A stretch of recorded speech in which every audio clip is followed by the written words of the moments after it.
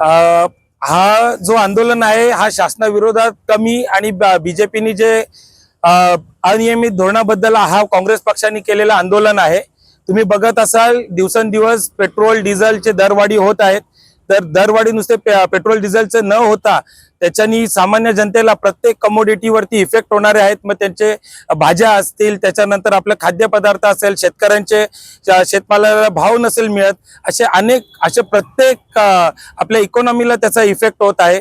तर भाजप सरकार, शिंदे सरकार आणि अजित पवार गटाच्या सरकारच्या विरोधात हाच आम्ही इथे निषेध केलेला आहे।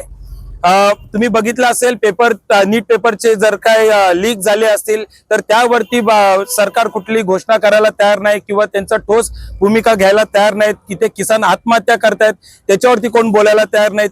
लोक बघतायत की सिलेंडर गॅससाठी आत्ताही आपण बघितलंय की पेट्रोल भरायला येतात पण तिथे सिलेंडर त्यांनी त्यांच्या पुढ्यात ठेवलेला आहे।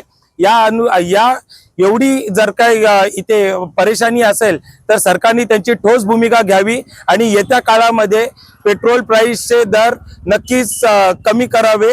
त्यांनी त्यांचे टॅक्सेस जे इल्लीगल टॅक्सेस लावलेले आहेत, नुसतंच त्या जनतेवरती त्याचा भार दिलेला आहे, तो कमी करावा।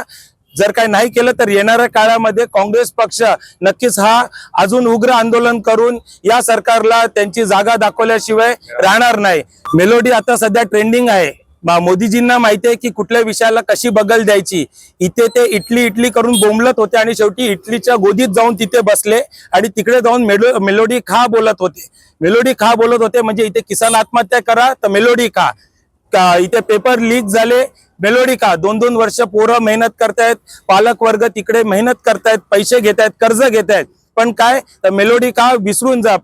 तर म्हणून आम्ही मेलोडी दाखवून इकडे लोकांना मेलोडी वाटून त्याचा एक प्रतिकात्मक आम्ही इथे निषेध काँग्रेस पक्षातर्फे, डोंबिवली शहर काँग्रेस पक्षातर्फे इथे आम्ही निषेध नोंदवलेला आहे।